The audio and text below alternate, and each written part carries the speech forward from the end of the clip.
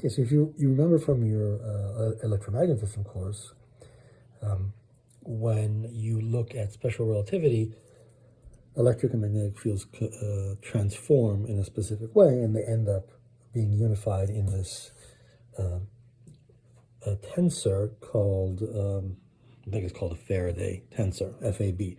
So we could write the components of this where we have electric and magnetic field components, but we can actually see what they must be given the following equation or equations. So let's take the covariant derivative of FAB. Well, it's the covariant divergence, so we could actually write this as, that's the same kind of notation. So let's look at this object. So first of all, notice that there's only one free index here, so this is a 4 vector. And so let's look at the components of this 4 vector. So we know that FAB is equal to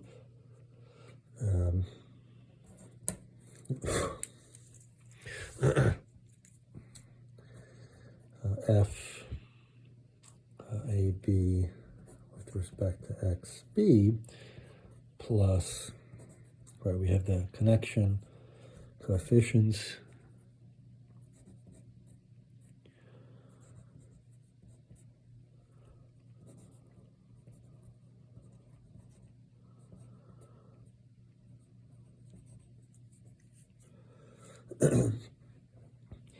and let's take the 0th component and see what that looks like.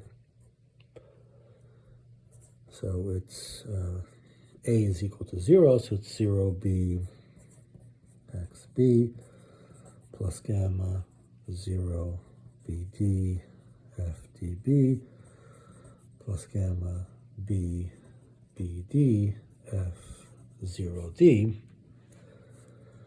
which is equal to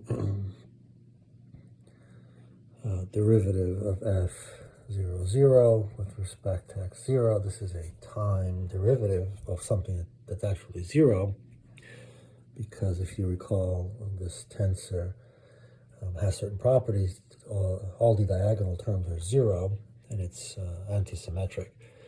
But we'll just leave it there for the moment, plus derivative of F01 with respect to x1 plus derivative F02 with respect to x2. Okay, so we've done this. Now we have this, right? So here are the connection terms. So we have gamma 0D. So let me put my finger here, 0D, F D0 plus gamma 01D, F D1 plus gamma 02D, F D2, and finally 03D FD3 plus, we're here now and we're summing on B. So we have gamma 0D F0D plus gamma 1D F0D plus gamma 2D F0D plus gamma 3D F0D. So we'll look at this a little bit, then we'll argue that